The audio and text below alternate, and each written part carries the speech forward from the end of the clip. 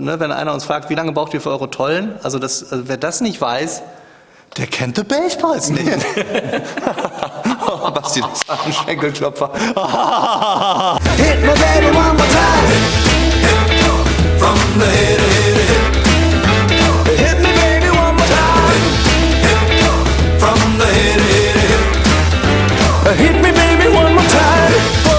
Also ich würde sagen, für mich war das Jahr 2010 einfach unerwartet, weil man hat einfach wirklich viel Herzblut und viel Freude und viel Hoffnung natürlich da reingesteckt, aber trotzdem hätte man nicht annehmen können, dass es wirklich so funktioniert und man so viele Leute damit berühren kann. Ich werde auch diesen Tag nie vergessen, als das Album rausgekommen ist, 2009, weil irgendwie mehrfach an dem Tag haben wir mit der Plattenfirma telefoniert, die auch total überrascht waren, dass so viele Leute auch direkt das Album haben wollten, direkt am Verötag. Man hat ja nie damit gerechnet, man hat zwar irgendwie gedacht, ja, jetzt bringen wir mal ein richtiges Album raus, aber das war ja trotzdem irgendwie noch eine völlig fremde Welt. Da man kannte Charts halt immer mit irgendwelchen Superstars da vorne oder zumindest irgendwie bekannten Gesichtern und plötzlich tauchten wir da mittendrin auf. Herzlichen Glückwunsch für mehr als 100.000 verkaufte Alben eurer ersten CD in Deutschland. Einfach los.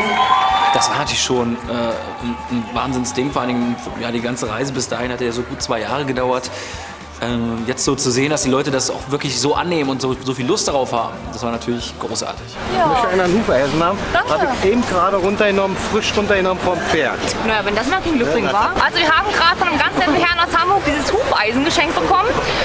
Wollen versuchen, jetzt als Glücksbringer für die Baseball zu überreichen. Mal gucken, ob es klappt. Man trifft tatsächlich sehr viele Fans, die auch uns wirklich folgen, ja, und teilweise vor uns schon am nächsten Veranstaltungsort sind. Und da kriegt man natürlich auch sehr viele Liebe und tolle Fangeschenke. Da merkt man richtig, dass sich die Menschen da sehr krass Gedanken machen und uns wirklich eigentlich glücklich machen damit.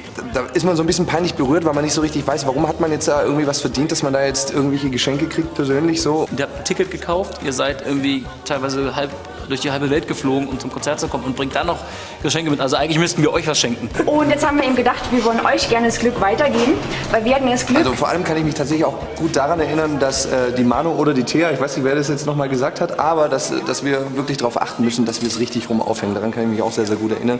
Und an den Typen, der leider nicht zu sehen war jetzt in dem Bild, der das Hufeisen abgeschlagen hat, sozusagen. Wir wissen nicht wirklich, ob er es abgeschlagen hat oder wie er an dieses Hufeisen gekommen ist. Ob er sich selbst ausgezogen hatte. Ich kann dir dazu gar nichts sagen, weil ich überhaupt nicht involviert bin in dieses Klischee.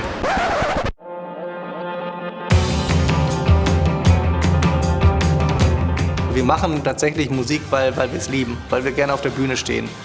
Alles andere ist irgendwie wichtig, das verstehen wir auch. Das ist natürlich auch wichtig, eine CD aufzunehmen. Das macht auch Spaß, im Studio zu sein und da Arbeit zu machen, neue Songs zu arrangieren und sowas. Aber es gibt dir logischerweise nicht den Kick, den du auf einer Bühne bekommst.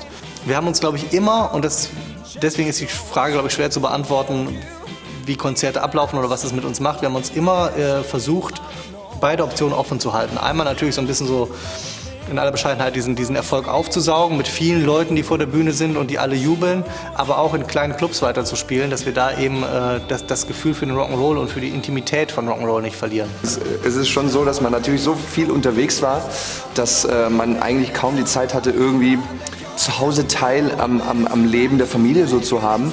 Und daran musste man sich auch logischerweise irgendwie so ein bisschen gewöhnen, zurechtkommen. Also ich meine, dadurch, dass man natürlich ständig immer, wie gesagt, mit der ganzen Band dann auch irgendwie auf Tour ist und sowas, da kommt es nicht oft zu diesen Momenten, wo man dann mal wirklich irgendwie so alleine rumsitzt und dann die Möglichkeit hat, über das eben nachzudenken. Aber wenn du dann wirklich irgendwann mal im Tourbus liegst, in deiner kleinen Kammer und dir dann bewusst wird, okay, keine Ahnung, du bist jetzt über Weihnachten irgendwie nicht wirklich da, wobei wir da ja immer Glück hatten, dass wir über Weihnachten dann tatsächlich mal die Zeit zu Hause hatten. Das war am Anfang nicht so ganz einfach, aber auch da lebt man sich dann rein und ich glaube, generell war es so, dass wir uns erstmal gefreut haben, dass wir die Möglichkeit bekommen haben, das zu unserem Hauptberuf ausüben zu können. Ja. Hit me baby one more time.